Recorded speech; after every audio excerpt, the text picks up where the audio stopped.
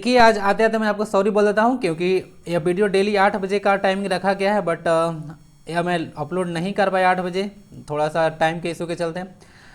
तो इसके लिए एक्सट्रीमली सॉरी भाई।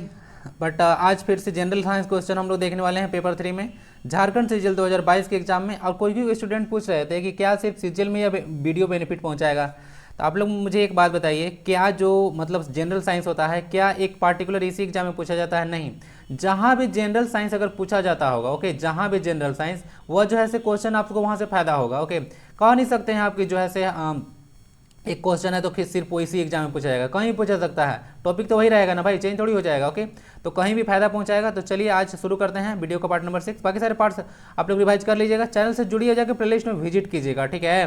थोड़ा सा एग्जाम के लिए बहुत ज़्यादा लुक्रेटिव चीज़ें हैं, इधर उधर ज़्यादा मत भागिए, रुक जाइए थोड़ा सा और जाके रिवाइज कीजिए। और आगे बढ़ने से पहले चैनल को सब्सक्राइब करके वीडियो को लाइक कर लीजिएगा, और कोई भी क्वेरी आता है कमेंट बॉक्स खुला है, अदरवाइज ईमेल इज हियर। तो चलिए शुरू करते हैं आज। और अच्छे लेवल का क्वेश्चन है, थोड़ा सा ध्यान से देखिएगा और थोड़ा सा ना पैसेंस रख के देखिएगा, नहीं तो पता चला कि 5 मिनट देख के भाग गए। बहुत सारे इन्फॉर्मेशन यहाँ से ऐड करूँगा। सबसे पहले तो एक इजी क्वेश्चन मैं आपके लिए लाया हूँ कि जीएसएम का फुल फॉर्म क्या होता है। क्या होता है जीएसएम? आप लोग अगर मोबाइल सिम यूज किए होंगे तो आप लोगों को पता होगा जीएसएम नेटवर्क होता है। तो जीएसएम का फुल फॉर्म क्या होता है बताइए? Great system for mobiles, geographic system for mobility, grand system for mobility, या फिर global system for mobile communication. तो इसका करेक्ट आंसर क्या होना चाहिए? तो इसका करेक्ट आंसर है D, global system for mobile communication, उसको बोलते हैं जीएसएम, ठीक है, जीएसएम कम्युनिकेशन बोलते हैं। ओके, बाकी एसआईएम सिम का फुल फॉर्म आप लोग बताइए भाई, सारा चीज़ मैं ही बताऊं क्या? तो आप लोग बताइए थोड़ा सा। एक भी स्टूडेंट जो है इतने सारे लोग देखते हैं, एक भी जरा सा भी कमेंट नहीं मतलब नहीं करते हैं, बताइए। आप लोग आराम से वीडियो देखे यहाँ से जाते हैं, नहीं मतलब इतना बोलने के बाद थोड़ा सा लिखिए भाई। तो global system for mobile communication आपका आंसर हो गया। यहाँ से एक जीपीएस एक याद रख लेगा, ग्लोबल पोजिशनिंग सिस्टम होता है, इसी से रिलेटेड है। Okay, global positioning system. Okay, चलिए आंसर डी हो गया। मनुष्य के शरीर में सबसे छोटी ग्रंथि यानी कि what is the smallest gland in human body बताना है आपको, तो क्या होगा? Liver, pineal gland, pituitary gland या गॉल ब्लैडर। तो देखिए यहाँ से अगर हम लोग बात करते हैं तो मनुष्य के शरीर में जो सबसे छोटी ग्रंथि होता है यानी कि ग्लैंड होता है, वो होता है आपका पीनियल ग्लैंड। क्या होता है? Pineal gland. चलिए पीनियल ग्लैंड इसको कहा जाता है। बाकी सारे बताता हूँ। लीवर जो है से आपका यहाँ से देख लिया कि अब स्मॉलेस्ट ग्लैंड है, तो यार आपका लार्जेस्ट ग्लैंड है। क्या है? लार्जेस्ट ग्लैंड है से आपका लीवर है ना, याद देखिएगा, लीवर को हिंदी में यकृत कहते हैं। ओके, उसके बाद पीनियल ग्लैंड आपने देख ही लिया। अब पीनियल ग्लैंड को थर्ड आई बोला जाता है, याद रखिएगा, थर्ड आई इसको बोला जाता है, समझे, इसको थर्ड आई बोलते हैं। ओके, बाकी पीयूष ग्रंथि को हम लोग अंग्रेजी में पिट्यूटरी ग्लैंड बोलते हैं। अब इसको मास्टर ग्लैंड के नाम से जाना जाता है। क्यों भाई? तो मास्टर ग्लैंड के नाम से इसको इसीलिए जाना जाता है क्योंकि जितने सारी ग्रंथियां आप देख रहे हैं उनके स्राव को यानी कि उनका जो सिक्रेशन होता है, ओके, उनका सिक्रेशन होता है, उसको कंट्रोल करता है। और गॉल ब्लैडर पित्ताशय होता है। क्या होता है? पित्ताशय। आपको अच्छे से पता होगा कि जो यकृत होता है बाइल जूस को सिक्रेट करता है। क्या करता है? बाइल जूस को। और बाइल जूस जो होता है वह जो है पित्ताशय में अब स्टोर जाके होता है, आपको थोड़ा सा मालूम होगा। तो क्या होता है? बाइल जूस जो है पित्ताशय में जाके क्या होता है? स्टोर होता है। तो इसको याद रखिएगा, पित्ताशय जो है से गॉल ब्लैडर, यहाँ से पित्त इसमें स्टोर होता है। ओके, तो समझ गए, आपका आंसर हो गया पीनियल ग्लैंड। बाकी सारी चीज़ को मैं बता ही दिया। पीयूष ग्रंथि को मास्टर ग्रंथि बोलते हैं, मास्टर ग्लैंड, इसको याद रखिएगा, भूलिएगा नहीं। ओके, बहुत सारे ग्रंथि जो है से ग्रंथि, जितने सारे ग्रंथि होती हैं, ओके, उनके स्राव को क्या करता है? कंट्रोल करता है पीयूष ग्रंथि। अब पीनियल ग्लैंड और पीयूष ग्लैंड दोनों आपको ब्रेन में देखने को मिलेगा। ओके, चलिए नेक्स्ट क्वेश्चन की ओर मूव करते हैं। एस्ट्रोनॉमिकल दूरी को मापने के लिए निम्न से किसका प्रयोग किया जाता है बताइए? एस्ट्रोनॉमिकल डिस्टेंस थोड़ा सा बताता हूँ। एस्ट्रोनॉमिकल डिस्टेंस आखिर होता क्या है? जैसे कि बहुत सारा आकाशीय पिंड होता है ना, जैसे कि मून से लेकर अर्थ का डिस्टेंस हो गया, ठीक है, मून से लेकर अर्थ हो गया, कोई एक लाइट मतलब एक स्टार है उससे दूसरा स्टार के बीच का डिस्टेंस हो गया। तो ये सब दूरी जो नापते हैं, ठीक है, उसको एस्ट्रोनॉमिकल डिस्टेंस बोलते हैं। क्योंकि जो मैंने कि बहुत ज़्यादा जो लार्जेस्ट डिस्टेंस होता है, क्या होता है? बहुत ज़्यादा जो लार्जेस्ट डिस्टेंस होता है उसको नापने के लिए हम लोग एस्ट्रोनॉमिकल डिस्टेंस का यूज करते हैं। क्योंकि किलोमीटर में नापना ही नहीं है भाई, किलोमीटर तो बहुत छोटा पड़ जाएगा। क्या हो जाएगा? बहुत ज़्यादा छोटा पड़ जाएगा। तो उसमें हम लोग अब कौन सा इंच और टेप लेकर वहाँ दौड़ेगा? तो उसको हम लोग किलोमीटर में नहीं, उसको हम लोग एस्ट्रोनॉमिकल डिस्टेंस नापने के लिए किसका यूज करते हैं वही तो बताना है आपको, मैं आंसर बता रहा हूँ। पैरोमीटर, पार्सेक्स, लाइट ईयर या फिर हबल लेंस, किसका यूज कर सकते हैं आप? तो देखिए इसका करेक्ट आंसर, देखिए इजी क्वेश्चन है, बहुत फेमस क्वेश्चन है, आपको पता होना चाहिए, क्वेश्चन आते भी हैं यही। तो लाइट ईयर आपका आंसर होना चाहिए। क्या होना चाहिए? Light year. ओके, तो आपने देख लिया यहाँ से लाइट ईयर इसका आंसर हो गया। Okay, answer number C. और थोड़ा सा इसको अगर बात करें थोड़ा सा अंदर में जाकर, तो देख लीजिए थोड़ा सा एक लाइट ईयर में, थोड़ा सा इसको याद रख लीजिएगा ना। एक देखिए सीजीएल के एग्जाम में थोड़ा सा लेवल थोड़ा सा ना हाई करके क्वेश्चन पूछता है। थोड़ा सा प्रीवियस ईयर देखिएगा तो जो सीजीएल का क्वेश्चन है थोड़ा सा जनरल लेवल का नहीं है। ओके, एसएससी लेवल का नहीं है। ओके, तो मतलब एसएससी लेवल का है, मतलब रेलवे लेवल का नहीं है, थोड़ा सा हाई करके पूछा है इसको। ओके, थोड़ा सा 12 का भी कुछ कुछ टॉपिक डाला है, जैसे देखिएगा आप लोग को पता चलेगा थोड़ा थोड़ा। ठीक है, साइंस वाले को पता चल रहा होगा, आर्ट्स वाले को तो पता नहीं चल रहा है कि नहीं चल रहा है। 1 लाइट ईयर में होता है 9.46 इंटू 10⁻15 मीटर। ध्यान दीजिएगा 9.46 इंटू 10⁻15 मीटर होता है। अगर 10⁻15 नहीं होगा तो 10⁻12 किलोमीटर भी दे सकता है, याद रखिएगा। अगर पूछ दे 1 लाइट ईयर में, तो यही लाइट ईयर है। एस्ट्रोनॉमिकल डिस्टेंस यानी कि दो आकाशीय पिंड के बीच के डिस्टेंस को, दूरी को नापने के लिए इसका यूज करते हैं हम। थोड़ा सा पार्सेक भी देखिए ना, डिस्टेंस का यूनिट है, क्या होता है, पार्सेक ही है। तो इसी से रिलेटेड होता है, लेकिन पार्सेक में नहीं नापते हम लोग, लाइट ईयर में नापते हैं। पार्सेक भी रिलेटेड है, तो पार्सेक होता है, ध्यान दीजिएगा। अगर एक जो पार्सेक, एक पार्सेक पहले याद रख लीजिएगा, एक पार्सेक में होता है 3.08 इंटू 10⁻16 मीटर, इतना डिस्टेंस होता है उसमें। ओके, तो थोड़ा सा एक पार्सेक और एक लाइट ईयर अगर इसको डिवाइड कीजिएगा तो ऐसे देख लीजिएगा, एक पार्सेक में आता है 3.26 लाइट ईयर। यानी कि अगर कभी कभी पूछ देता है रिलेशन कि एक पार्सेक में जो है ना कितना लाइट ईयर होता है। ओके, एक पार्सेक में कितना लाइट ईयर होता है, तो समझ जाएगा कि 3.26 लाइट ईयर होता है। तो थोड़ा सा पार्सेक लार्जेस्ट यूनिट हो गया, क्या हो गया, लार्जर यूनिट हो गया, क्योंकि इसमें इतना लाइट ईयर आ गया, 3.26 लाइट ईयर आ गया। वैसे समझते हैं ना, इसे मीटर और किलोमीटर है, तो लेकिन हम लोग किलोमीटर का देखिए, एसआई यूनिट में किलोमीटर नहीं होता है। डिस्टेंस हम लोग नापते हैं किलोमीटर में, लार्जर डिस्टेंस को, बट एसआई यूनिट नहीं होता है, एसआई यूनिट मीटर ही होता है। उसी तरह से एसआई सिस्टम में अगर एस्ट्रोनॉमिकल डिस्टेंस नापना है तो लाइट ईयर ही बोलिएगा। हाँ, नाप सकते हैं पार्सेक में। ओके, जो कि 3.26 लाइट ईयर के बराबर आता है। ओके, तो कंफ्यूजन यहाँ से तो नहीं होगा। ओके, कंफ्यूजन होता है तो बताया कीजिए भाई, कंफ्यूजन दूर कर देंगे। तो आंसर हो गया लाइट ईयर। बाकी पायरोमीटर आप देख लिए, हाई टेम्परेचर को नापने के लिए इस पायरोमीटर का यूज करते हैं। बाकी लो टेम्परेचर अगर आपका बॉडी का होता है उसके लिए हम लोग थर्मोमीटर यूज करते हैं, आपको तो मालूम होगा। पार्सेक बता दिया कि 1 लाइट ईयर में 3.26 लाइट ईयर होता है एक पार्सेक में। लाइट ईयर बता दिया आपको 9.46 इंटू 10⁻12 किलोमीटर होता है। और हबल लेंस थोड़ा सा याद रखिएगा ना, हबल लेंस जो है नासा के द्वारा डेवलप किया गया है। क्या है, नासा के द्वारा डेवलप किया गया है। नासा मतलब, नासा का फुल फॉर्म भूल गए, नेशनल एरोनॉटिक्स स्पेस एजेंसी। ठीक है, क्या है, national aeronautics space agency, NASA है, अमेरिका का है ये चीज़। ठीक है, तो चलिए यहाँ से हो गया आपका हबल लेंस। एक तरह से हबल साइंटिस्ट का नाम था, उनके नाम से एक बहुत लेंस, बड़ा लेंस बनाया गया। ठीक है, बहुत पावरफुल लेंस था। ओके, चलिए अब आंसर आपका सी हो गया। नेक्स्ट क्वेश्चन को मूव करते हैं। बाकी साथ देख लीजिएगा, पीडीएफ आपको मिल जाएगा टेलीग्राम पे, जाकर ज्वाइन कीजिए, क्यूज वगैरह वहीं पे मिलेगा। कस्टर्ड पाउडर तैयार करने के लिए किसका प्रयोग किया जाता है, थोड़ा सा याद रखिएगा। ये थोड़ा सा, कस्टर्ड पाउडर एक होता है चीज़ है, खाने योग्य पदार्थ होता है। तो उसको करने के लिए हम लोग क्या यूज करते हैं, रागी, गुलाब, चावल या मक्का। तो देखिए इसको मक्का का यूज करके बनाया जाता है कस्टर्ड पाउडर। ओके, आप लोग को पता होगा, बहुत सारे लोगों को मिलता है ऑनलाइन वगैरह। तो कस्टर्ड पाउडर अगर बनाना है तो क्या होगा, मक्का का यूज किया जाता है। ओके, चलिए, एक वयस्क मनुष्य के समान मनुष्य का सामान्य रक्तचाप कितना होता है, यानी कि जो नॉर्मल एक ब्लड प्रेशर होता है एडल्ट ह्यूमन का, वो कितना होता है, 120/80 mmHg या फिर 180/20 mmHg, 160/70 mmHg या 190/85 mmHg, क्या होता है। तो देखिए जो सामान्य मनुष्य का जो एक ब्लड प्रेशर होता है 120/80 होता है। क्या होता है, 120/80 होता है, याद रखिएगा। ठीक है, तो चलिए इसको याद रखिएगा।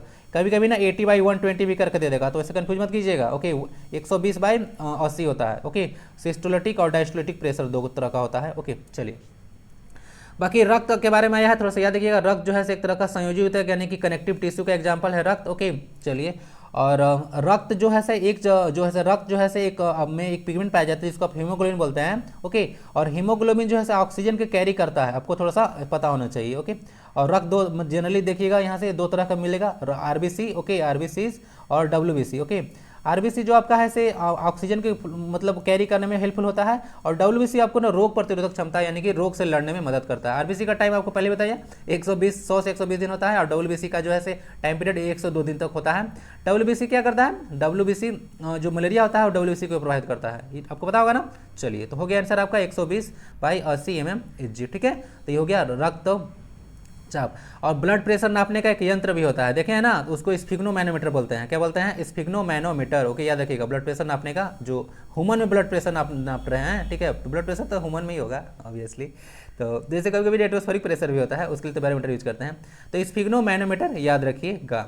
अच्छा एक चीज़ बताइएगा, स्फिग्नोमैनोमीटर जो है वो ब्लड प्रेशर किस में नापता है, आर्टरी में नापता है कि वेन में नापता है, बताइएगा, थोड़ा सा इंटरेस्टिंग क्वेश्चन है।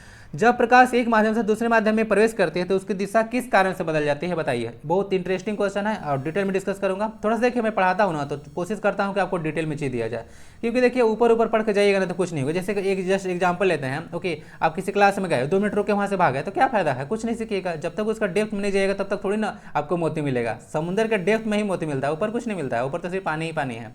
तो डेप्थ में जाइए थोड़ा सा, ओके, लंबी रेस का घोड़ा बनिए। तो थोड़ा सा आप लोग क्या कीजिएगा, कहीं भी आराम से दौड़ के निकल जाइएगा। तो बात यही है कि लाइट जो होता है एक मीडियम से दूसरे मीडियम में जाता है तो इसका जो है रास्ता है, डायरेक्शन जो है चेंज हो जाता है। क्यों? रिफ्रैक्शन के चलते, रिफ्लेक्शन के चलते, स्कैटरिंग ऑफ लाइट के चलते या डिस्पर्सन के चलते, यानी कि अपवर्तन, परावर्तन, प्रकीर्णन या वर्ण विक्षेपण, किसके चलते होता है? तो बहुत लोगों को तो इसका आंसर पता होगा, इजी क्वेश्चन है। देखिए, रिफ्रैक्शन ऑफ लाइट के चलते होता है। क्या होता है? रिफ्रैक्शन ऑफ लाइट के चलते होता है। ध्यान दीजिएगा, रिफ्लेक्शन और रिफ्रैक्शन में बहुत ज़्यादा कन्फ्यूजन है। थोड़ा सा अब ना थोड़ा सा कमर कस लीजिएगा, ध्यान से देखिएगा, ओके। देखिए, सबसे पहले एक चीज़ यहाँ से क्वेश्चन पूछता है कि यहाँ से एक देखिएगा, एक रेयर मीडियम है। क्या है यहाँ पे? रेयर मीडियम है, यहाँ पे डेंसर मीडियम है। रेयर मीडियम और डेंसर मीडियम दो मीडियम है, ध्यान दीजिएगा। क्योंकि यहाँ से देखिएगा थोड़ा सा क्या लिखा है, कुछ तो ऐसा दिख नहीं रहा है। तो यहाँ पे पानी है, क्या है? वाटर ले लेते हैं, क्या लेते हैं? वाटर ले लेते हैं। तो वाटर है, इधर एयर है आपका, क्या है? वाटर और एयर। तो थोड़ा सा कॉमन सेंस तो अगर थोड़ा लगाइएगा, ओके, तो पता चलेगा कि एयर जो है थोड़ा सा पतला मीडियम है। तो पतला को ही डेंसर और एयर बोला जाता है। तो एक पतला है, क्या बोलते हैं? विरल, और जो आपका वाटर है उसको सघन माध्यम बोलते हैं, ठीक है, हिंदी वाले थोड़ा समझ लेंगे। तो देखिए, जब लाइट रे यहाँ से आता है तो उसको इंसिडेंट रे कहा जाता है, ओके, इंसिडेंट रे। और यहाँ से जो होता है, देखिए, जैसे ही यहाँ से सरफेस जो है यहाँ पे देख लीजिए क्या है, वाटर एयर इंटरफेस है। कहाँ पे? वाटर एयर इंटरफेस है। तो यहाँ से जैसे ही जाता है ना तो मुड़ने लगता है। क्या होता है? मुड़ने लगता है यहाँ से। तो ऐसा होता क्यों है? तो ये होता है रिफ्रैक्शन ऑफ लाइट के चलते। और क्वेश्चन यहाँ से पूछता है कि एक पेंसिल को अगर पानी में डालते हैं, थोड़ा सा मुड़ा हुआ दिखता है, किस घटना के कारण? तो उसका भी आंसर रिफ्रैक्शन होना चाहिए। ध्यान दीजिए, रिफ्रैक्शन बोल रहा हूँ, रिफ्लेक्शन नहीं, वो मिरर में होता है। रिफ्लेक्शन ऑफ लाइट के चलते ऐसा मुड़ा हुआ दिखाई देता है। क्वेश्चन बहुत बार पूछते हैं, यहाँ से याद रखिएगा। तो समझ चुके हैं। एक इंटरेस्टिंग क्वेश्चन यहाँ से ये बनता है कि जब लाइट जो है यहाँ से यहाँ तक गया, ठीक है, तो दो काम होता है, अभिलंब की ओर मुड़ेगा, अभिलंब मतलब परपेंडिकुलर है, ओके, अभिलंब की ओर झुकेगा या अभिलंब से दूर भागेगा। तो देखिए, कभी भी रेयर से डेंसर मीडियम में जाता है लाइट तो अभिलंब की ओर झुकता है, यानी कि क्या होता है? बेंड्स टुवर्ड्स द नॉर्मल, यानी कि बेंड्स टुवर्ड्स द नॉर्मल, अभिलंब की ओर झुकेगा। और कभी भी डेंसर से रेयर मीडियम में जाता है तो क्या होता है? अभिलंब से दूर भागती है। थोड़ा सा याद रखिएगा इसको ना, अभिलंब से दूर भाग रहा है, देख लीजिए, थोड़ा सा डायग्राम में समझ लीजिएगा, ओके। एक और इंटरेस्टिंग यहाँ से क्वेश्चन आता है कि जब लाइट एक मीडियम से दूसरे मीडियम में जाता है तो क्या क्या उसका जो है चेंज होता है और क्या स्थिर रहता है। तो लाइट का बहुत सारा प्रॉपर्टी होता है, जैसे इसका स्पीड है, ओके, इंटेंसिटी है, तो सारा चेंज हो जाता है। लेकिन एक फ्रीक्वेंसी जो होता है ना, फ्रीक्वेंसी कभी भी लाइट का चेंज नहीं होता है। और बहुत ज़्यादा सुपर इंपॉर्टेंट क्वेश्चन है, बहुत बार आता है, ओके। चलिए, ठीक है। अब frequency is equal to C by lambda, याद रखिएगा, एक न्यूमेरिकल पढ़ाया था ना, फॉर्मूला भूलिएगा नहीं, न्यूमेरिकल आया है, ऐसे भी आते रहेंगे, ओके। तो frequency is equal to C by lambda होता है, याद रखिएगा इसको, ओके। तो यही फ्रीक्वेंसी है, एफ से नहीं लिखते फ्रीक्वेंसी, बहुत सारे बुक वगैरह देखिएगा ना, तो ICSE बोर्ड वाले तो लिख दिया है, लेकिन NCERT इसको म्यू बोलता है, ओके। तो frequency equal to nu by lambda, C by lambda, okay. चलिए, हो गया। तो बहुत सारा चीज़ डिस्कस कर दिया यहाँ से, और बाकी यहाँ से देखिएगा, ओके, बाकी सारे यहाँ से यही है, ठीक है। तारों का टिमटिमाना क्वेश्चन पूछेगा। तारों का टिमटिमाना होता है वो किसके चलते होता है? तो वो भी होता है ऐसा अपवर्तन के चलते ही होता है, वो होता है एटमॉस्फेरिक रिफ्रैक्शन के चलते होता है, ओके। तो ऐसे भी क्वेश्चन थोड़ा सा अगर पूछे तो कंफ्यूज मत कीजिएगा। बाकी आपका आंसर यहाँ से ए हो गया, अपवर्तन यानी कि रिफ्रैक्शन ऑफ लाइट। बाकी परावर्तन दर्पण में होता है ना, मिरर में क्या होता है? मिरर में आपका होता है आपका परावर्तन। और मिरर में जनरली 3 तरह का होगा मिरर, देखिएगा, देखे है ना, कनकेव होता है और कन्वेक्स होता है और एक प्लेन मिरर होता है, ओके। प्लेन मिरर क्वेश्चन बड़ी पूछते हैं। प्लेन मिरर जो होता है उसका पूछता है ना कि सेंटर ऑफ कर्वेचर कहाँ होता है, वक्रता त्रिज्या, ठीक है, या केंद्र, तो उसका इन्फिनिटी पे होता है। कहाँ होता है? इन्फिनिटी पे होता है, उसका पता ही नहीं रहता कहाँ रहता है, ओके। तो याद रखिएगा थोड़ा सा। प्रकीर्णन के बारे में याद रखिएगा, थोड़ा सा इरेज करूँ, थोड़ा सा इरेज करके थोड़ा सा देखिए, थोड़ा जानकारी ले लीजिए। प्रकीर्णन को बोलते हैं स्केटरिंग ऑफ लाइट। अब स्केटरिंग जो होता है ना, याद रखिएगा, स्केटरिंग इज जो है लैम्डा टू द पावर 4 होता है। क्या होता है? Inversely proportional to the 4th power of lambda, यानी कि वेवलेंथ का जो है से 4th इन्वर्सली प्रोपोर्शनल होता है उसका 4th पावर का, ठीक है। तो होता है स्केटरिंग। अब थोड़ा सा ध्यान दीजिएगा, तो वेवलेंथ जो होता है ना सर, रेड कलर का मैक्सिमम होता है। क्या होता है? रेड कलर का मैक्सिमम होता है, इसीलिए जो है सबसे कम इसका स्केटरिंग होता है। क्या होता है? स्केटरिंग सबसे कम होता है। देख रहे हैं फॉर्मूला ना, इन्वर्सली है, यानी कि जितने लैम्डा जितने ज़्यादा रहेगा स्केटरिंग उसका उतना ही कम होगा। तो लाल कलर जो है उसका जो क्या है, उसका जो है से वेवलेंथ सबसे ज़्यादा है, रेड कलर का वेवलेंथ जो है से सबसे ज़्यादा है, इसीलिए इसका स्केटरिंग सबसे कम होता है। और सबसे कम होता है इसलिए इसका यूज हम लोग सिग्नल में करते हैं, रेड कलर का। और जो वायलेट कलर है बैगनी, उसका स्केटरिंग सबसे कम होता है, इसको याद रखिएगा, सबसे कम स्केटरिंग होता है बैगनी कलर का, यानी कि वायलेट का। बाकी वन विचलन आप लोग देखे होंगे कि जब एक प्रिज्म से लाइट अगर जाता है ऐसे, ठीक है, तो 7 कलर का पट्टी में बट जाता है, याद है आपको 7 कलर का पट्टी। ओके, तो इसको हम लोग वन विक्षेपण बोलते हैं। ओके, वन विक्षेपण बोलते हैं। और ऐसा क्यों होता है, देखिए, तो ऐसा वन विक्षेपण होता है इसीलिए है क्योंकि जो अलग अलग कलर का लाइट है ना, उसका जो है से स्पीड ऑफ जो थोड़ा अलग होता है, क्या होता है, स्पीड जो होता है से अलग होता है, इसीलिए जो है से क्या होता है, वन विक्षेपण ऐसा होता है। ओके, चलिए, तो यहाँ से हो गया, आपका आंसर हो गया यहाँ से ए, रिफ्रैक्शन ऑफ लाइट। बाकी सारी चीज डिस्कस कर दिया, कंफ्यूजन यहाँ से नहीं होना चाहिए। नेक्स्ट क्वेश्चन आता है, बैटरी का आविष्कार किसने किया? तो बैटरी का आविष्कार किसने किया? मैक्सवेल, फैराडे, वोल्टा या न्यूटन? तो बताइए जरा। तो देखिए, बैटरी का आविष्कार, अगर बैटरी का थोड़ा सा जानते हैं आप लोग, बैटरी क्या होता है, एक सिंगल सेल होता है, क्या होता है, सिंगल सेल। तो बहुत सारा सिंगल सेल को कंबाइन कीजिएगा ना ऐसे ऐसे, ठीक है, सिंगल सेल को कंबाइन करते हैं हम लोग, तो ग्रुप ऑफ सेल को बैटरी बोलते हैं। तो बैटरी बन गया, ठीक है, बैटरी बन गया। अगर थोड़ा सा प्लस माइनस अगर थोड़ा ध्यान दे तो, कि प्लस है तो माइनस छोटा होता है, थोड़ा सा देखिएगा डायग्राम में, तो ओके, तो प्लस माइनस, तो इसको बैटरी बोल दिया, क्या हुआ, बैटरी। तो बैटरी का जो आविष्कार किए थे, या सेल का आविष्कार बोलिएगा, वोल्टा किए थे, नाम था इनका अलेक्जेंड्रो वोल्टा, ठीक है, वोल्टा, भी से नाम था वोल्टा। और बैटरी देखिएगा तो 100 वोल्ट में ही रहता है, देखिए ना, बैटरी अगर देखिएगा कितना वोल्ट का है, 10 वोल्ट का, 20 वोल्ट का, 50 वोल्ट का, ऐसे रहता है ना, 100 वोल्ट का। तो ऐसे जो होता है ऐसे बैटरी क्या हो गया, ऐसे जो है आपका देखने को मिलता है। तो वोल्टा क्या हो गया, बैटरी का आविष्कार करने का श्रेय किनको जाता है, वोल्टा को, अलेक्जेंडर वोल्टा नाम था इनका। ओके, बाकी मैक्सवेल वगैरह के बारे में जानते होंगे। मैक्सवेल जो है से आपको पता होगा, बहुत सारा लॉ वगैरह दिए थे, फैराडे वगैरह, न्यूटन के बारे में तो जानते होंगे, इन लॉ ऑफ मोशन इन्हीं के द्वारा दिया गया था। चलिए, तो आंसर क्या हो गया, वोल्टा। और यहाँ से याद रखिएगा, एक बैटरी होता है ना, बैटरी होता है, उसमें केमिकल एनर्जी होता है, क्या होता है, केमिकल एनर्जी होता है स्टोर। ध्यान दीजिएगा, बैटरी में केमिकल एनर्जी होता है। एक क्वेश्चन पूछते हैं, केमिकल एनर्जी को लाइट एनर्जी में कन्वर्ट कौन करता है? तो केमिकल एनर्जी को लाइट एनर्जी में कन्वर्ट करने के लिए काम होता है, वो बल्ब करता है, क्या करता है, बल्ब करता है, ठीक है, तो इसको याद रखिएगा। ओके, अब ऐसे पूछते हैं मैंने, केमिकल एनर्जी मतलब केमिकल एनर्जी रासायनिक ऊर्जा, तो बैटरी में रासायनिक ऊर्जा होता है, तो रासायनिक ऊर्जा को विद्युत ऊर्जा हुआ लाइट मतलब होता है प्रकाश ऊर्जा ना, तो प्रकाश ऊर्जा में कन्वर्ट करता है बैटरी। ओके, समझ गया। फैराडे वगैरह भी आएगा, तो उतना टेंशन मत लीजिए, एक आएगा क्वेश्चन वहाँ पे। देखिए, अब यहाँ से बताना है कि कौन है करेक्टली मैच नहीं है, यानी कि कुछ कुछ यहाँ पे दिया हुआ है और उसको बताना है कि किसका अध्ययन है, क्या कहलाता है। थोड़ा सा पढ़िए। देखिए, साइटोलॉजी क्या बोलता है, कोशिका का अध्ययन हो, यानी कि स्टडी ऑफ सेल। हेमाटोलॉजी क्या होता है, स्टडी ऑफ किडनी बोल रहा है। ओके, माइकोलॉजी होता है, स्टडी ऑफ फंगस बोल रहा है। और फाइकोलॉजी बोल रहा है, स्टडी ऑफ एल्गी बोल रहा है। ओके, तो इसमें कौन गलत है, देखिए थोड़ा सा बताइए जरा। तो देखिए, जो गलत इसमें है वो है ऑप्शन नंबर आपका बी। ऑप्शन बी क्यों गलत है, क्योंकि हेमाटोलॉजी, थोड़ा सा अगर देखिएगा तो हेमाटोलॉजी जो है स्टडी ऑफ किडनी नहीं होता है, हेमाटोलॉजी जो होता है स्टडी ऑफ ब्लड होता है, क्या होता है, और स्टडी ऑफ ब्लड। ओके, और स्टडी ऑफ ब्लड, इसको बोलते हैं हम लोग हेमाटोलॉजी। जैसे हीमोग्लोबिन होता है ना ब्लड में, तो ऐसे थोड़ा सा याद रखिएगा कि हीमोग्लोबिन ब्लड में होता है, तो इसको स्टडी ऑफ ब्लड बोलते हैं, स्टडी ऑफ ब्लड बोलते हैं। ओके, और किडनी क्या होता है, इसके लिए नेफ्रोलॉजी होता है ना, क्या होता है, नेफ्रोलॉजी हम लोग बोलते हैं, स्टडी ऑफ किडनी को। Okay, nephrology. Okay, nephrology. Okay, थोड़ा सा देख लीजिएगा, तो समझ चुके होंगे। ऑप्शन नंबर आपका बी चला गया। बाकी देख लीजिएगा, साइटोलॉजी स्टडी ऑफ सेल, बाकी हेमाटोलॉजी स्टडी ऑफ ब्लड, और study of kidney nephrology. Mycology में स्टडी ऑफ फंगस करते हैं, फंगस समझते हैं ना, कवक। और फाइकोलॉजी में स्टडी ऑफ एल्गी यानी कि शैवाल होता है। ओके, समझ गए। ओके, चलिए, तो यहाँ से थोड़ा सा एक इंपॉर्टेंट बात आपको बता देता हूँ। जैसे समझिए, यहाँ पे स्टडी ऑफ सेल है, यहाँ पे ना सेल के बारे में थोड़ा सा बताता हूँ। सेल ऑफ न्यूक्लियस, ध्यान दीजिएगा, न्यूक्लियस बात कर रहा हूँ, जो कोशिका में सेल होता है, ध्यान दीजिएगा, सेल होता है कोशिका में, उसका खोज किए थे रॉबर्ट ब्राउन, याद है ना, सॉरी उनका किए थे रॉबर्ट हुक, क्या किए थे, जो कोशिका का सेल था उसका खोज किए थे रॉबर्ट हुक, क्या किए थे, रॉबर्ट हुक किए थे 1665 में, याद है ना आपको, प्याज की झिल्ली का एक्सपेरिमेंट कर रहे थे, 1665 में किए थे। बाकी इसका जो सेल होता है, तो हर सेल का न्यूक्लियस भी तो होगा, तो इस सेल का न्यूक्लियस का खोज किए थे रॉबर्ट ब्राउन, क्या किए थे, रॉबर्ट ब्राउन जो है सेल के न्यूक्लियस का खोज किए थे। ध्यान दीजिए, कंफ्यूजन नहीं होना चाहिए, सेल का खोज किए थे रॉबर्ट हुक, ठीक है। और यहाँ से उसके बाद जो आपको देखिएगा, उसका न्यूक्लियस का खोज कौन किए थे, रॉबर्ट ब्राउन किए थे। ध्यान दीजिएगा, यहाँ पे सेल की बात कर रहा हूँ। अगर मैं बात करूँ एटम का न्यूक्लियस, ध्यान दीजिएगा, एटम का न्यूक्लियस की बात करूँ, तो एटम का न्यूक्लियस खोज जो है सर रदरफोर्ड किए थे, थोड़ा सा कंफ्यूजन नहीं होना चाहिए।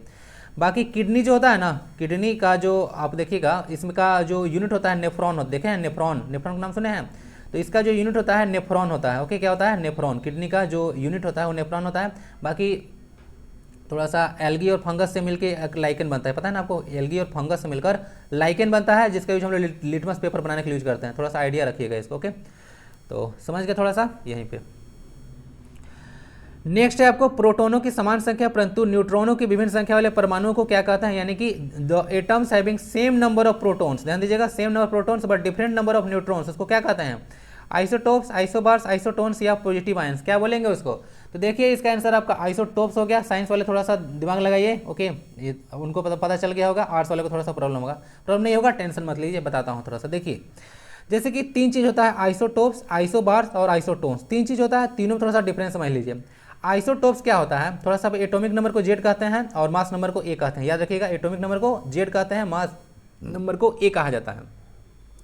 तो आइसोटोप्स में होता क्या है कि atoms having the same atomic number, ध्यान दीजिएगा, same atomic number but different mass number, ध्यान दीजिएगा, different mass number. Atomic number में देखिए दो चीज़ होता है, इलेक्ट्रॉन भी बोल सकते हैं और प्रोटॉन भी बोल सकते हैं, ध्यान दीजिएगा, क्योंकि जो उसका एटॉमिक नंबर होता है वो नंबर ऑफ प्रोटॉन्स या इलेक्ट्रॉन्स होता है, क्योंकि इलेक्ट्रॉन और प्रोटॉन की संख्या दोनों बराबर होता है। क्या होता है, इलेक्ट्रॉन और प्रोटॉन की संख्या देखिएगा तो बराबर होता है एक एटम में, ओके। तो यहाँ से इसको समझ लीजिएगा, तो जितना इलेक्ट्रॉन उतना प्रोटॉन्स। चलिए उसका जो है से तो समझ गए, एटॉमिक नंबर अगर उतना है और मास नंबर मतलब ए है। तो आइसोटोप्स में होता क्या है कि जब हम लोग नंबर ऑफ न्यूट्रॉन्स निकालते हैं, क्या निकालते हैं, नंबर ऑफ न्यूट्रॉन्स, तो उसको ए माइनस पी करते हैं, क्या करते हैं, ए माइनस पी, ठीक है, यानी कि एटॉमिक मास में से ए माइनस जेड ऐसे लिखिएगा, एटॉमिक नंबर लिखिएगा तो, ओके, प्रोटॉन्स नहीं लिखे तो एन बराबर ए माइनस जेड लिखते हैं। तो अगर न्यूट्रॉन्स जो आता है ऐसा एलिमेंट जिसमें न्यूट्रॉन बराबर हो, क्या हो, न्यूट्रॉन की संख्या बराबर हो, तो उसको हम क्या बोलते हैं, तो उसको हम लोग आइसोटोप्स के नाम से जानते हैं। क्या होता है, आइसोटोप्स के नाम से जानते हैं, ओके। कहाँ चला गया भाई, चलिए तो यहाँ से देख लिया आपने, थोड़ा सा कुछ गड़बड़ बोल दिया क्या, थोड़ा सा इरेज करके समझाता हूँ। देखिए क्या बोला कि यहाँ पे एटॉमिक नंबर सेम था, यानी कि नंबर ऑफ इलेक्ट्रॉन्स और प्रोटॉन सेम था, लेकिन यहाँ से मास नंबर इसका अलग था। तो मास नंबर अलग था तो हम लोग यहाँ से अगर निकालें न्यूट्रॉन की संख्या, तो यहाँ से क्या हो जाएगा, यहाँ से हो जाएगा ए माइनस जेड, ए माइनस जेड, तो न्यूट्रॉन की संख्या अलग अलग आ जाएगा, सेम नहीं आएगा। न्यूट्रॉन क्या आएगा, न्यूट्रॉन की संख्या सेम नहीं आएगा। अब थोड़ा सा एलिमेंट के बारे में अगर थोड़ा सा यहाँ बताऊँ मैं, यहाँ पे देखिएगा थोड़ा सा, देखिए यहाँ पे कार्बन का 3 ठो है, यहाँ पे देखिएगा कार्बन का 3 ठो, यहाँ से देखिए कि आइसोटोप्स वगैरह है, तो C12, C13 और C14, तो देख लीजिएगा एटॉमिक नंबर सबका 666 है, लेकिन मास नंबर क्या है, एक 14 है, एक 13 है और एक 12 है। तो इसका एटॉमिक नंबर तो सेम है लेकिन मास नंबर अलग है, और मास नंबर अलग अलग होने के चलते आपका जो है इसमें न्यूट्रॉन कितना हो गया, अगर सब्ट्रैक्ट कीजिएगा तो इसमें 8 आ जाएगा, इसमें आपका सब्ट्रैक्ट कीजिएगा तो 7 आ जाएगा, और इसमें जो आपका न्यूट्रॉन्स है वो कितना आ जाएगा, 6 आ जाएगा। तो समझ रहे हैं, तो 6, 7, 8 यानी कि न्यूट्रॉन की संख्या अलग अलग आ गया, तो उसको आइसोटोप कहते हैं। कन्फ्यूजन नहीं होना चाहिए, same atomic number different mass number आएगा, तो डिफरेंट मास नंबर होने के चलते उसमें न्यूट्रॉन की संख्या भी अलग अलग आ जाएगा। आइसोबार्स में क्या होता है, ध्यान दीजिएगा, इसमें क्या होता है, सेम एटॉमिक मास होता है, एटॉमिक मास सेम होता है बट एटॉमिक नंबर अलग अलग होता है। क्या बोला, एटॉमिक मास अलग अलग होता है, ठीक है, क्या बोला, एटॉमिक मास सेम होता है, अब एटॉमिक नंबर अलग अलग होता है। जैसे यहाँ पे देख लीजिएगा C76 और AC76 में देखिए, इसका 76, इसका 76 इसका मास नंबर है, जबकि यहाँ पे इसका एटॉमिक नंबर जो है 32 है। यहाँ पे एटॉमिक नंबर लिखा जाता है और यहाँ पे एटॉमिक मास लिखा जाता है, ठीक है। चलिए यहाँ से एक और देख लीजिएगा, Fe और निकल है, मतलब आयरन और निकल है, तो इसका देख लीजिए यहाँ से 58 दोनों का यहाँ पे एटॉमिक मास है, अब जबकि यहाँ पे एटॉमिक नंबर अलग अलग है। तो इस तरह के जो है से आपका एटम जो है उसको क्या बोलते हैं, इस तरह के एटम को हम लोग आइसोबार्स बोलते हैं। आइसोटोन्स थोड़ा सा देख लीजिएगा, atoms having different number of protons, क्या होता है, डिफरेंट नंबर ऑफ प्रोटॉन्स या सेम नंबर और same number of neutrons, okay. तो ध्यान दीजिएगा यहाँ से इसी को आइसोटोन्स कहा जाता है। थोड़ा सा देख लीजिएगा, यहाँ से निकालिएगा ना न्यूट्रॉन्स, यहाँ से देख लीजिएगा प्रोटॉन्स में क्या होता है, डिफरेंट नंबर ऑफ जो है प्रोटॉन्स है, तो देख लीजिएगा, सॉरी, आइसोटोन्स में डिफरेंट नंबर ऑफ प्रोटॉन्स है। यहाँ से देख लीजिएगा फास्फोरस सल्फर में, ठीक है, तो इसका कितना है, फास्फोरस में इसका देखिएगा तो एटॉमिक नंबर 15 है, और इसका जो है से इसका सल्फर का 16 है, तो यहाँ से एटॉमिक नंबर तो अलग अलग हो गया, ओके। और न्यूट्रॉन्स देख लीजिए, इसका ध्यान दीजिएगा, न्यूट्रॉन्स के बारे में बात कर रहा हूँ, इसका मास नंबर भी अलग अलग है, क्या है, मास नंबर भी अलग अलग है, इसका एक 31 है, एक 32 है, ओके, मास नंबर अलग अलग है, लेकिन नंबर ऑफ न्यूट्रॉन्स निकालने जाइएगा ना, न्यूट्रॉन्स जो कि ए माइनस जेड होता है, मास नंबर से घटा कर देखिएगा तो न्यूट्रॉन्स की संख्या बराबर आएगा। तो थोड़ा सा कन्फ्यूजन नहीं होना चाहिए। अब न्यूट्रॉन की संख्या इसमें बराबर है, क्या है, न्यूट्रॉन की संख्या इसमें बराबर है, इसमें न्यूट्रॉन की संख्या बराबर नहीं है, तो कन्फ्यूजन नहीं होना चाहिए आपको, ओके। चलिए तो सारा चीज़ डिस्कस कर दिया, थोड़ा सा देख लीजिएगा, पीडीएफ इसका डाउनलोड कर लीजिएगा ना, ओके, क्योंकि पीडीएफ में बहुत सारा चीज़ आपको मिल जाएगा, रिवीजन करने में थोड़ा सा इजी पड़ेगा।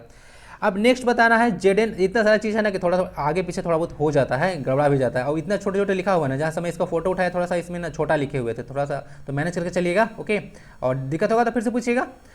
नेक्स्ट क्वेश्चन आता है Zn प्लस CuSO4 है, ठीक है, Zn प्लस CuSO4 एक रिएक्शन हो रहा है यहाँ से ZnSO4 प्लस Cu। बताना है कि किस तरह का रिएक्शन होगा। विघटन यानी कि डिकम्पोजिशन रिएक्शन, संयोजन अभिक्रिया यानी कि कॉम्बिनेशन रिएक्शन, विस्थापन अभिक्रिया यानी कि डिस्प्लेसमेंट रिएक्शन, या रेडॉक्स अभिक्रिया जिसको हम लोग रेडॉक्स रिएक्शन के नाम से जानते हैं। तो चलिए बात करेंगे इसको। ओके, तो यहाँ से थोड़ा सा देखिएगा, तो Zn प्लस CuSO4 क्या है, Zn प्लस CuSO4 थोड़ा सा अगर बात कीजिएगा तो Zn जो है ना से कॉपर से ज़्यादा रिएक्टिव है, क्या है, ज़्यादा रिएक्टिव एलिमेंट है। तो जिंक करता क्या है ना कि जब रिएक्शन संपन्न होता है तो यहाँ से जिंक इसके जगह पे जाकर बैठ जाता है, क्या करता है, जगह पे बैठ जाता है, यानी कि इसको डिस्प्लेस कर देता है, क्या करता है, डिस्प्लेस कर देता है, और उसके बाद कॉपर को बाहर कर देता है। चलो भाई भागो, जैसे क्लास में होता है ना कि एक अगर ज़्यादा तगड़ा बच्चा है तो ऐसे क्या होता था, जैसे कि हम लोग बैठते थे बेंच पर तो एक बच्चा आता था तो बोलता था कि चलो उधर, तो हम लोग तू पीछे आया चलो उधर, तो हम लोग ऐसे पैर से खड़ा होते थे और उसके पीछे साइड देते कि जाओ भाई अंदर, बोलते थे ना। तो ऐसे होता है। तो जो और लेकिन मजबूत बच्चा रहेगा वो कहेगा ना चलो, तो उसको देख के अगर मोटा तगड़ा है तो उसको देख के ही ऐसे मतलब चला जाएगा उधर। लेकिन अगर कमजोर है, ठीक है, तो क्या होगा बेचारा, मोटा तगड़ा अगर है तो कमजोर है तो थोड़ी ना हटा पाएगा।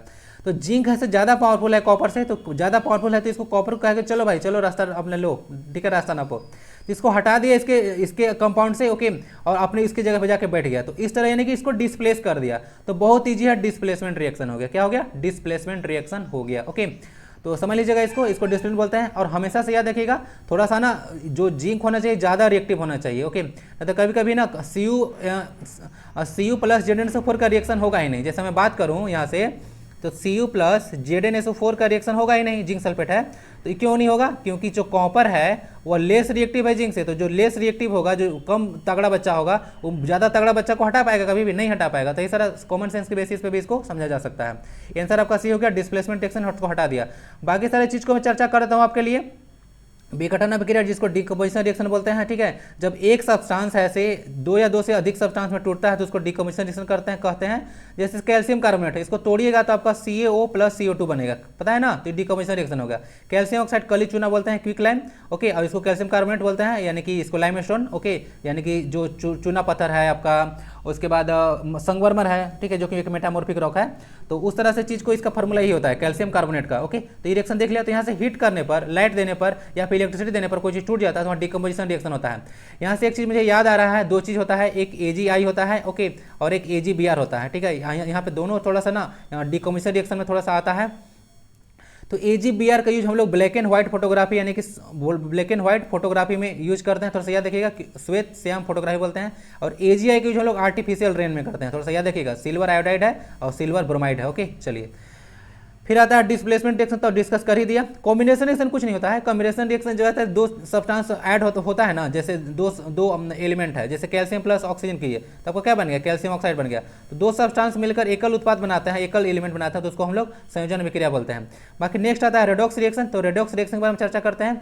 रेडॉक्स रिएक्शन में दो चीज़ होता है कि जैसे कि जब ऑक्सीडेशन, क्या होता है, ऑक्सीडेशन और रिडक्शन दोनों साथ साथ होता है। क्या होता है, ऑक्सीडेशन रिडक्शन दोनों साथ साथ होता है, तब उसको हम लोग रेडॉक्स रिएक्शन बोलते हैं। कभी चर्चा करूंगा इसको, बहुत ज़्यादा अंदर में चले जाएंगे तो लेट हो जाएगा। ओके, तो रेडॉक्स रिएक्शन होता है ऑक्सीडेशन और रिडक्शन, क्या होता है, दोनों साथ साथ होता है। ऑक्सीडेशन मतलब ऑक्सीजन का ऐड होना, और रिडक्शन मतलब ऑक्सीजन का हटना या ऑक्सीजन का हाइड्रोजन का जुड़ना, तो इसको बोलते हैं रेडॉक्स। आंसर आपका क्या हो गया, आंसर आपका हो गया आपका डिस्प्लेसमेंट रिएक्शन। इसीलिए बोला थोड़ा सा पैसेंस रख के देखिए, डिस्प्लेसमेंट रिएक्शन एग्जाम्पल है। ओके, चलिए नेक्स्ट क्वेश्चन है, थोड़ा सा लेवल इसका थोड़ा सा रहेगा भाई। ओके, थोड़ा सीजीएल जो है ना इसका लेवल रहेगा थोड़ा सा।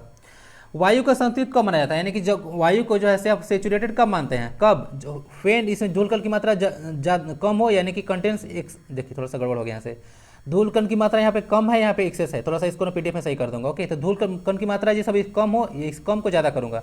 जब धूल कण की मात्रा इसमें ज़्यादा हो तब इसको बोलते हैं संतृप्त, या जब इसका तापमान कम हो। देखिए ना कभी कभी लिखने में ना गड़बड़ होने लगता है, क्योंकि मैं अगर ध्यान नहीं दीजिएगा तो अगर KM टाइप कीजिएगा ना तो काम भी लिखिएगा कम भी लिखेंगे, तो आपको सेलेक्ट करना पड़ता है, तो कभी थोड़ा बहुत ऐसा मिस्टेक हो जाता है।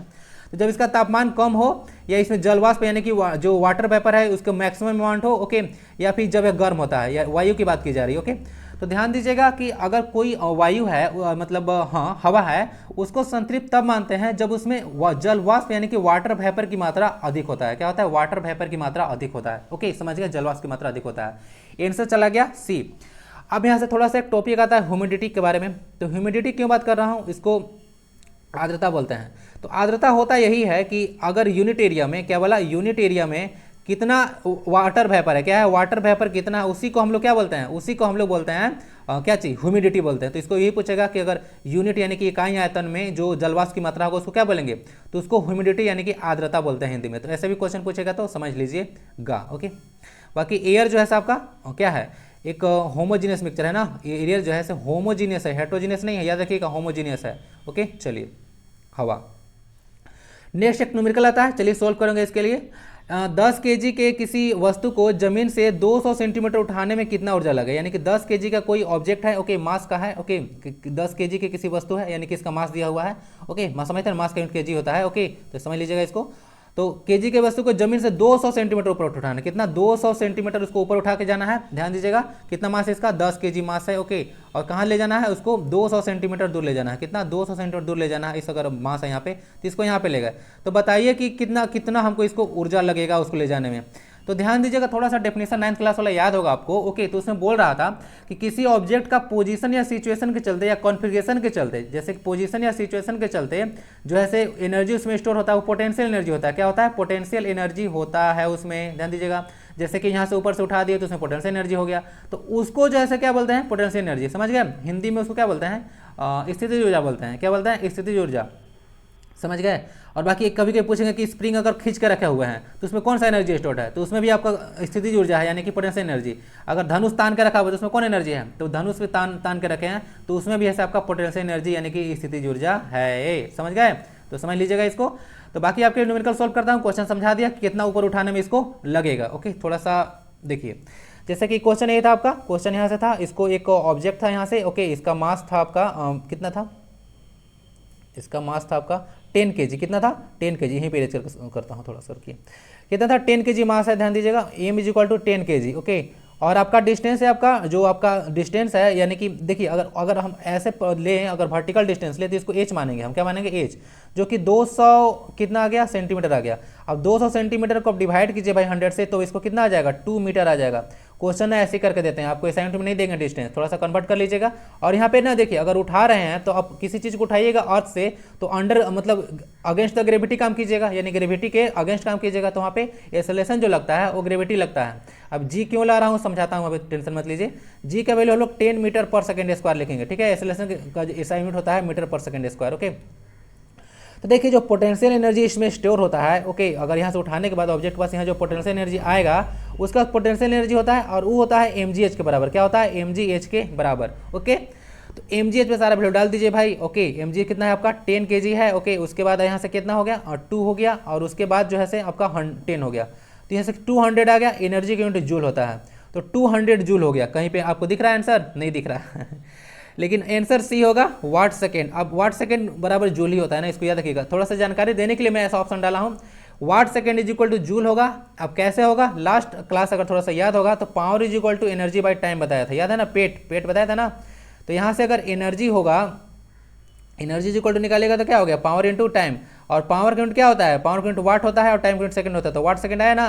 तो वाट सेकंड जो है से एनर्जी का यूनिट है, ध्यान दीजिएगा, वाट सेकंड एनर्जी का यूनिट है। बोलता क्या है ना कि वाट सेकंड, या बोल देगा किलो वाट घंटा किसका यूनिट है, तो आप लोग देखिए किलो वाट है, जिसका मतलब पावर लगा के चलाइएगा, शक्ति जिसको बोलते हैं, ओके। तो आप पावर मत लगाइएगा, अगर वाट में पावर में अगर टाइम से मल्टीप्लाई है, ओके, तो क्या हो जाता है, पावर में टाइम से मल्टीप्लाई होने के बाद वह एनर्जी का यूनिट बन जाता है, क्या बनता है, एनर्जी का यूनिट बन जाता है। तो इसीलिए ऑप्शन डाला था वाट सेकेंड बराबर जूल ही होता है, तो 200 जूल आपका एनर्जी लग गया, ओके। और बाकी कार्य और ऊर्जा, वर्क और एनर्जी दोनों का यूनिट जूल ही होता है, ओके। बाकी देख लिया आपने, तो समझ चुके होंगे 200 वाट सेकेंड यानी कि जूल आपका आंसर आएगा। न्यूमेरिकल mgh हो गया, पोटेंशियल एनर्जी का फॉर्मूला होता है mgh, ओके। काइनेटिक एनर्जी का तो फॉर्मूला आपको बताया था ना, काइनेटिक एनर्जी इक्वल टू क्या होता है 1/2 mv², ओके। एक न्यूमेरिकल इसको कराया था इस पे। नेक्स्ट क्वेश्चन को मूव करता हूँ। नेक्स्ट क्वेश्चन है क्वेश्चन नंबर 13, किसका प्रयोग सिगरेट लाइटर में यूज करते हैं हम लोग। तो ध्यान दीजिए, सिगरेट लाइटर में जो हम लोग यूज करते हैं गैस, तो उसमें जलने के लिए होता है ना, क्या होता है, जलने के लिए उसका यूज करते हैं, तो वो हम लोग ब्यूटेन का यूज करते हैं। क्या करते हैं, ब्यूटेन का यूज करते हैं सिगरेट लाइटर में, ओके। बाकी मीथेन, प्रोपेन, एथेन, ये सब जितना आपको दिख रहा है वो सारा जो है संतृप्त हाइड्रोकार्बन है। संतृप्त में समझते हैं ना, सेचुरेटेड हाइड्रोकार्बन है, ओके। और सेचुरेटेड हाइड्रोकार्बन में सिंगल बॉन्ड होता है इन लोग के बीच में, तो उसका फॉर्मूला होता है जनरल फॉर्मूला CnH2n+2, ओके। थोड़ा सा याद रखिएगा, क्वेश्चन पूछे जा सकते हैं, थोड़ा सा लेवल ना इसका सीजीएल का थोड़ा सा हाई है, ओके। मैं बार बार बोल रहा हूँ, तो थोड़ा सा याद रखिएगा, ब्यूटेन हम लोग उसको सीरियल लाइटर में इसको गैस में जलाने के लिए यूज करते हैं। बाकी जो घर होता है ना, घर में जो खाना बनाते हैं उसमें मेन रूप से ब्यूटेन ही होता है। Okay, butane. ओके, तो समझ लीजिएगा, फार्मूला याद रखिएगा, CnH2n +2 होता है जनरल फार्मूला। किसका? ये अल्केन है, अल्केन्स का जनरल फार्मूला बता रहा हूँ कि CnH2n +2 होता है, सिंगल बॉन्ड होता है इन लोगों के बीच में। एक तरह हाइड्रोकार्बन मतलब ये जो कंपाउंड है ब्यूटेन, ठीक है, आपको देखने को मिलेगा कंपाउंड ऑफ आपका देखने को मिलेगा हाइड्रोजन और कार्बन। ओके, यही है। इसका फार्मूला बता दो क्या? चलिए बताता हूँ। यह फार्मूला चाहिए ना, चलिए। फार्मूला इसका ब्यूटेन का होगा आपका methane ethane propane butane, C4H10 होगा। क्या होगा? C4H10। चलिए, और बाकी आपने देख लिया। एक थोड़ा सा आप लोग याद रखिएगा कि जो हम लोग का डोमेस्टिक जो घर में होता है, ओके, तो उसमें मूल रूप से ब्यूटेन और प्रोपेन होता है। क्या होता है? ब्यूटेन ही होता है, ठीक है, तो याद रखिएगा। और इसमें एक जो घर का सिलेंडर होता है उसमें हम लोग मिथाइल मरकेप्टन मिलाते हैं। ओके, इथाइल मरकेप्टन होता है शायद ना, इथाइल मरकेप्टन होगा। तो इथाइल मरकेप्टन मिला कर रखते हैं ताकि उसका गंध जो है, जो ब्यूटेन का गैस होता है ना, उसका गंध नहीं होता है, तो उसमें गंध के लिए हम लोग इथाइल मरकेप्टन मिला देते हैं ताकि उसमें गंध हमको पता चले। ओके, तो ये सारी चीज़ आपका हो गया, ब्यूटेन आपका आंसर हो गया। सीरियल लाइटर में ब्यूटेन यूज करते हैं। अब एक क्वेश्चन आता है कि रेल की पटरी के बीच जो दरार होता है उसको भरने के लिए किस अभिक्रिया का प्रयोग करते हैं? To fill the cracks between the rail tracks which reaction is used? थोड़ा सा ध्यान दीजिएगा। तो देखिए होता क्या है कि रेल का जो कभी कभी पटरी जिसका क्रैक अगर थोड़ा आ जाता है, ओके, तो इसको भरने के लिए हम लोग एक रिएक्शन यूज करते हैं, उसको बोलते हैं थर्मिट रिएक्शन। क्या बोलते हैं? थर्मिट अभिक्रिया का यूज करते हैं। तो थर्मिट रिएक्शन आपका आंसर हो गया। बाकी बताता हूँ कि थर्मिट रिएक्शन की होता क्या है। तो देखिए कभी कभी होता है कि कोई रिएक्शन होता है ऐसे बहुत ज़्यादा एक्सोथर्मिक होता है। एक्सोथर्मिक को हिंदी में आप लोग ऊष्मा क्षेपी बोलते हैं, यानी कि जिसमें बहुत ज़्यादा हीट निकलता है उसको बोलते हैं हम लोग ऊष्मा क्षेपी अभिक्रिया। तो देखिए अगर आयरन है या एल्युमिनियम है, उसका आयरन 3 ऑक्साइड के साथ अगर रिएक्शन करवाते हैं तो इतना ज़्यादा हाईली एक्सोथर्मिक होता है कि जो आपका आयरन मिलता है ना, मोल्टन स्टेट में मिलता है। देखिए एल लिखा हुआ ना, लिक्विड में है, तो आयरन जो है लिक्विड स्टेट में प्राप्त होता है। ओके, तो इसी लिक्विड स्टेट आयरन का यूज हम लोग पटरी के बीच डाल देते हैं, अब जब ठंडा होता है तो भर जाता है। समझ गए? तो ये सारा यही थर्मिट रिएक्शन है। ओके, तो थर्मिट रिएक्शन क्या होता है? एल्युमिनियम का आयरन 3 ऑक्साइड के साथ रिएक्शन इतना हाईली एक्सोथर्मिक होता है कि जो आयरन होता है मोल्टन स्टेट यानी कि लिक्विड स्टेट में प्राप्त होता है, और इसे लिक्विड होता है जिसको जहां मन करता है वहां पे डाल देते हैं। ओके, और उस जगह भर जाता है। तो इस रिएक्शन को थर्मिट रिएक्शन कहते हैं। 10th क्लास के बुक में पढ़ना होगा, बहुत ही ज्यादा इंपॉर्टेंट है, वहां भी इंपॉर्टेंट था, यहाँ भी इंपॉर्टेंट है। ओके, तो आपका थर्मिट रिएक्शन हो गया। बाकी हाइड्रोजनीकरण रिएक्शन आप लोग थोड़ा सा याद रखिएगा। ओके, एक तरह से पूछते हैं कि जो असंतृप्त हाइड्रोकार्बन है उसको संतृप्त बनाने के लिए इसका हम लोग यूज करते हैं हाइड्रोजनेशन का। ओके, और हार्वर्ड प्रोसेस थोड़ा सा याद रखिएगा, ये अमोनिया बनाने का प्रोसेस है ना, अमोनिया बनाने का प्रोसेस, हाइड्रोजन और नाइट्रोजन का मिलकर अमोनिया बनाते हैं। ओके, बैलेंस नहीं किया यहाँ पे तो गड़बड़ाइएगा मत। ओके, निकेल और प्लेटिनम यहाँ पे कैटालिस्ट होता है। तो ये हार्वर्ड प्रोसेस होता है। बाकी ऊष्मा शोषी अभिक्रिया ना, देखिए थोड़ा सा ना यही गड़बड़ हो गया है, ध्यान नहीं देते हैं। यहाँ ऊष्मा शोषी नहीं, ऊष्मा क्षेपी होना चाहिए। क्या होना चाहिए? क्षेपी होना चाहिए था। ओके, सही कर दूंगा पीडीएफ में। तो ऊष्मा शोषी अभिक्रिया यहाँ नहीं है, ऊष्मा क्षेपी है, यानी कि एक्सोथर्मिक रिएक्शन है। ध्यान दीजिएगा। तो एक्सोथर्मिक रिएक्शन ऐसा रिएक्शन होता है जिसमें आपका large amount of energy release होता है। रिएक्शन के दौरान अगर large amount of energy release हो रहा है तो उसको हम लोग एक्सोथर्मिक बोलते हैं। जैसे ये वाला रिएक्शन में क्या था, एनर्जी बहुत ज़्यादा रिलीज होता है, इतना एनर्जी रिलीज होता है, हीट हो रहा था कि आयरन जो है पिघल जा रहा था, एकदम पिघला हुआ रूप में प्राप्त हो रहा था। तो वही होता है ऊष्मा क्षेपी अभिक्रिया। ऊष्मा शोषी अभिक्रिया क्या होता है? जिसमें हीट है से एब्जॉर्ब हो जाता है। जैसे जितना सारा आप लोग डिकम्पोजिशन रिएक्शन देखे हैं ना, अपघटन अभिक्रिया, सारा जो है ऊष्मा शोषी अभिक्रिया का एग्जाम्पल है। बाकी एक क्वेश्चन पूछते हैं हम लोग का, जो साग सब्जी होता है उसका जो कंपोस्ट बनता है सड़ गल के, तो उसमें भी ऊष्मा क्षेपी अभिक्रिया होता है। हमारा शरीर में जो ग्लूकोज का ब्रेकडाउन होता है और एनर्जी देता है, उसमें ये क्या होता है? श्वसन एक बोलता है, रेस्पिरेशन बोलते हैं उसको, रेस्पिरेशन, श्वसन, वो भी एक ऊष्मा क्षेपी अभिक्रिया यानी कि एक्सोथर्मिक रिएक्शन है। तो क्वेश्चन ऐसे ऐसे पूछ सकते हैं भाई, तो याद रखिएगा थोड़ा सा। ओके, चलिए आंसर है थर्मिट रिएक्शन। थर्मिट रिएक्शन क्या होता है डिटेल में डिस्कस कर दिया, और बहुत डिटेल में डिस्कस कर रहा हूँ ना, थोड़ा सा ध्यान दीजिएगा।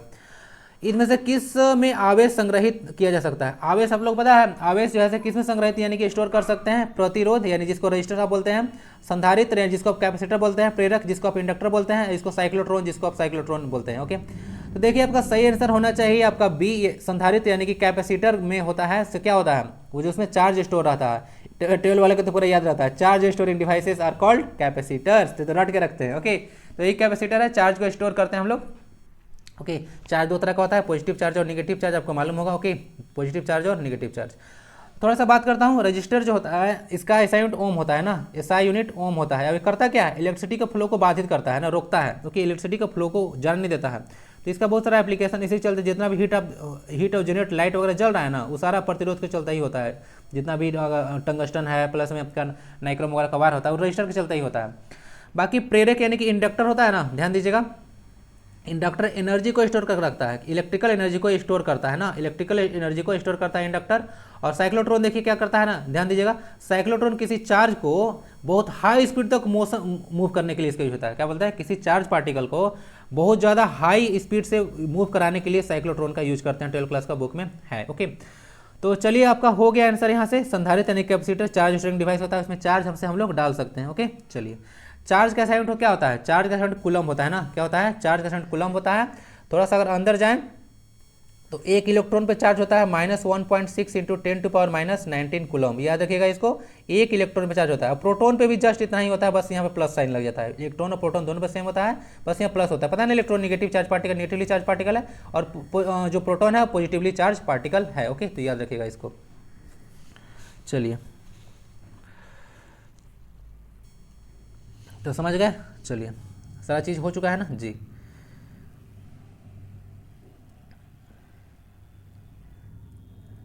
थोड़ा सा ना सोच रहा हूँ, थोड़ा सा असाइनमेंट बता दो, चलिए बताता हूँ ना, थोड़ा सा मेरा मन भरता नहीं है। इसका रेजिस्टेंस होता है, रजिस्टर तो पदार्थ हो गया, मतलब एक मतलब इंस्ट्रूमेंट, मतलब क्या बोल सकते हैं इसका, एक तरह से हाँ इंस्ट्रूमेंट या फिर एक डिवाइस बोल सकते हैं, रजिस्टर्स। ओके, तो इसका असाइंड होता है, रेजिस्टेंस का ओम होता है, कैपेसिटर्स का जो ना फैराड होता है, ध्यान दीजिएगा, फैराड, याद देखिएगा, फैराड एक साइंटिस्ट है। और फैराड होता है, इंडक्टर का होता है ना हेनरी, ध्यान देखिए, इंडक्टेंस का हेनरी होता है। और साइक्लोट्रॉन तो ऐसे एक तरह से डिवाइस है, तो इसका कुछ यूनिट नहीं होता है। ओके, समझ गए। रेजिस्टेंस का यूनिट क्या होता है, ओम, याद रखिएगा। कैपेसिटेंस का यूनिट क्या होता है, आपका फैराड होगा। और इंडक्टेंस का यूनिट होता है हेनरी, हेनरी एक साइंटिस्ट है, याद रखिएगा। ओके, चलिए, तो असाइनमेंट बता ही दिया, सारा चीज़ आंसर हो गया ना भाई, थोड़ा डिटेल में जा रहा है ना, थोड़ा सा मैनेज कीजिएगा। एल्यूमिनियम का मुख्य अयस्क क्या है बताइए, थोड़ा सा फास्ट कर देता हूँ। एल्यूमिनियम का जो है मुख्य अयस्क आपका है क्या है, लिग्नाइट, डोलोमाइट, बॉक्साइट या फिर सिनेबार। तो देखिए इसका एल्यूमिनियम जो है बॉक्साइट से निकाला जाता है, सबको मालूम होगा। बॉक्साइट का फार्मूला याद रखिएगा, Al2O3 ना, Al2O3 इंटू 2H2 होता है बॉक्साइट का फार्मूला। ओके, चलिए ये सारा होता है, तो एक हो गया। लिग्नाइट देखिएगा, लिग्नाइट जो है जो टाइप ऑफ कोल है ना, 4 तरह का कोल होता है, पीट होता है, लिग्नाइट होता है, बिटुमिनस होता है और एंथ्रासाइट होता है। तो ये कोल का टाइप है लिग्नाइट। ओके, डोलोमाइट देखिएगा, मैग्नीशियम का अयस्क है, क्या है, मैग्नीशियम का अयस्क है, याद रखिएगा इसको ना, तो याद रखिएगा डोलोमाइट मैग्नीशियम का एक अयस्क है। और बाकी सिनेबार पारा का अयस्क है, क्या है, सिनेबार जो है एक पारा का अयस्क, मरकरी का, मर्क्यूरिक सल्फाइड इसका फॉर्मूला होता है ना, सिनेबार। ओके, चलिए, तो सिनेबार किसका है, उसका पारा का, बॉक्साइट किसका हो गया, एल्यूमिनियम का, डोलोमाइट किसका हो गया, मैग्नीशियम का, और लिग्नाइट ऐसे कोल का एक तरह का प्रकार है। 4 तरह का कोल बताया था। सबसे अच्छा ग्रेड का कोल होता है आपका एंथ्रासाइट, जिसमें बोला जाता है 95 से 97% तक कार्बन होता है। ओके, स्वास्थ्य के परीक्षण में HDL क्या है, HDL जाइएगा तो स्वास्थ्य परीक्षण होता है, क्या होता है, high density lipoprotein, high diabetic lactose या फिर हाईली डेवलप लाइफ, क्या आंसर होना चाहिए। तो देखिए इसका जो फुल फॉर्म होता है हाई डेंसिटी लिपोप्रोटीन होता है, क्या होता है, हाई डेंसिटी लिपोप्रोटीन होता है। अगर थोड़ा सा इसको बात कीजिएगा तो जैसे नाम में ही है, लिपोप्रोटीन आखिर होता क्या है, तो ये लिपिड से, ठीक है, लिपिड से और प्रोटीन से मिलकर बना होता है। और इसका काम होता है ना, इसका काम होता है आपका देखिएगा या इसका काम होता है कोलेस्ट्रॉल को एक जगह से दूसरी जगह ट्रांसफर करना। क्या करना, कोलेस्ट्रॉल को एक जगह से दूसरी जगह ले जाना, ठीक है, कोलेस्ट्रॉल को, ब्लड कोलेस्ट्रॉल होता है ना बॉडी में हम लोग का, तो उसी को बोलते हैं क्या बोलते हैं, उसी को ट्रांसपोर्ट करता है एक जगह से दूसरी जगह, कौन, जो ऐसा लिपोप्रोटीन जो होता है, HDL। फुल में पूछ सकते हैं हाई डेंसिटी लिपोप्रोटीन, और एक LDL होता है ना, LDL, लो डेंसिटी लिपोप्रोटीन, ठीक है, लो डेंसिटी लिपोप्रोटीन। ओके, तो इसको फुल फॉर्म भी याद रखिए थोड़ा सा, हाई डेंसिटी लिपोप्रोटीन और लो डेंसिटी लिपोप्रोटीन। ओके, और इसको अगर देखिएगा तो अगर हाई डेंसिटी को गुड कोलेस्ट्रॉल बोला जाता है, इसको बैड कोलेस्ट्रॉल बोला जाता है। देखिए अगर थोड़ा सा बात कीजिएगा विटामिन डी के बारे में, तो विटामिन डी जो है ऐसे, तो विटामिन डी को एक तरह का हार्मोन माना जाता है, क्योंकि विटामिन डी जो होता है सीधे अपना जो है ब्लड स्ट्रीम में फ्लो होता है। ओके, तो डायरेक्ट जो ब्लड स्ट्रीम में फ्लो होता है हार्मोन, मतलब सिक्रेशन होता है किसी ग्लैंड से, तो उसको हम लोग क्या बोलते हैं, उसको जैसे हम लोग बोलते हैं कि वो है सबका क्या है, वो जैसे हार्मोन है, हार्मोन का डेफिनेशन यही था। बाकी देखिएगा विटामिन डी जो होता है ऐसे डायरेक्ट नहीं बनता है ना, विटामिन डी जब सन का लाइट पड़ता है हमारे बॉडी में, तो बॉडी में जो ब्लड कोलेस्ट्रॉल होता है ना, तो उसी के चलते रिएक्शन होने के बाद ऐसे हम लोग का विटामिन डी बनता है। ओके, चलिए समझ चुके होंगे, तो आंसर होगा HDL हो गया, हाई डेंसिटी लिपोप्रोटीन, जिसको हम लोग गुड कोलेस्ट्रॉल के नाम से भी जानते हैं। हरी चाय, हरी चाय जो होता है से किसके बीमारी में कारगर साबित होता है बताइए जरा। तो हरी जो चाय होता है जिसको आप ग्रीन टी के नाम से जानते हैं, हरी चाय क्या हो गया, तो वो जैसे ना लीवर के फंक्शन में बहुत अच्छा कारगर होता है। क्या होता है, लीवर जो है से अगर ग्रीन टी अगर अच्छा से अगर पीते हैं ओके डेली ओके, तो आपका हो जाए सब लीवर का हेल्थ जो है से अच्छा रहेगा। क्या होगा, लीवर का हेल्थ। बताया था ना कि लीवर जो है से बाइल जूस को सीक्रेट करता है। अच्छा, बाइल जूस ऐसे किसको पचाने में सहायता करता है, मैं बात बात डिस्कस कर रहा हूँ, बताइएगा। बाइल जूस ऐसे किसको पचाने में हेल्प करता है। अब ये जो है गॉल ब्लैडर में स्टोर होता है ना, बताया था ना। बाकी पैनक्रियाज समझते होंगे, इससे पैनक्रियाटिक जूस निकलता है ओके ओके, पैनक्रियाटिक जूस निकलता है और यही पैनक्रियाटिक जूस ब्लड शुगर को कंट्रोल करने में आपका जो है से हेल्पफुल होता है। छोटी आंत समझते होंगे, छोटी आंत नाम तो छोटी आंत है लेकिन लंबा साइज बड़ा साइज का होता है, 6 से 7 मीटर होता है। और ये बड़ी आंत है जिसको आप लोग लार्ज इंस्टाइन बोलते हैं, नाम बड़ी है ओके। बर्ड जो है से क्या है, छोटा होता है, 1 से 2 मीटर, 1.5 से शायद हाँ 1 लगभग मतलब यही होता है 1.5 से 2 मीटर के आसपास इसका लेंथ होता है ओके। चलिए समझ गए। और एक क्वेश्चन और भी पूछते हैं कि जो भोजन का पूर्णतः पाचन होता है वो कहाँ पे होता है, तो वो होता है छोटी आंत में यानी कि स्मॉल इंटेस्टाइन में होता है। और भोजन का जो पानी का अवशोषण होता है वाटर का, वो होता है आपका बड़ी आंत में। थोड़ा सा याद रखिएगा, छोटी आंत भले छोटा नाम है लेकिन साइज में बड़ा होता है, लेकिन हाँ इसका नली जो होता है पतला नली होता है और लार्ज इंटेस्टाइन का नली मोटा होता है, इसीलिए इसको लार्ज बोला जाता है। समझ गए। बाकी सारी चीज़ तो मैं डिस्कस कर लीजिए। मुंह का जो भोजन का पाचन होता है ओके, तो भोजन का जो पाचन होता है वो मुंह से माउथ से स्टार्ट हो जाता है ओके। चलिए, हरी चाय में एक सब्सटेंस पाया जाता है ना, वो लाइट काइटोकिन था शायद कुछ, ठीक है, काइटोकिन, वो पीडीएफ दे दूंगा। काइटोकिन नाम का एक सब्सटेंस पाया जाता है, इसको याद रखिएगा। हरी चाय में काइटोकिन जो है एक तरह का सब्सटेंस पाया जाता है, उसी के चलते जैसे लीवर को इसको क्या कर रखता है आपका, मतलब इसका हेल्थ सही रखता है ओके। नेक्स्ट क्वेश्चन आता है क्वेश्चन नंबर 19, पृथ्वी पर सबसे अधिक पाया जाने वाला तत्व कौन सा है। तो बताइए पृथ्वी पर सबसे अधिक जो पाया जाता है वह कौन है, तो कार्बन, आयरन, एल्युमिनियम या सिलिकॉन। देखिए जो सबसे अधिक अगर पृथ्वी पर मास के अकॉर्डिंग बात कर रहा हूँ ना, थोड़ा सा ध्यान दीजिएगा इन टर्म्स ऑफ मास। अगर अर्थ का थोड़ा सा मास देखिएगा तो कितना होता है, 6 × 10⁻24 kg अर्थ का मास होता है। तो इस अर्थ के मास में थोड़ा सा बात कर रहा हूँ कि अर्थ का जो मास होता है उसमें सबसे ज़्यादा क्या होता है, सबसे ज़्यादा होता है आयरन। क्या होता है, सबसे ज़्यादा आयरन होता है।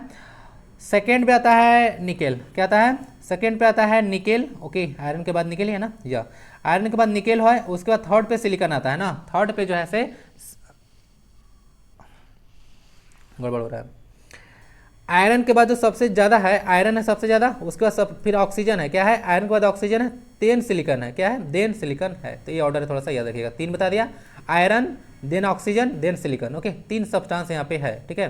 तो हो गया आपका, सबसे ज़्यादा आयरन है, उसके बाद लगभग परसेंटेज तो यहाँ पे नहीं है, लगभग 30 से ज़्यादा होगा, यहाँ पे देख लेंगे थोड़ा सा।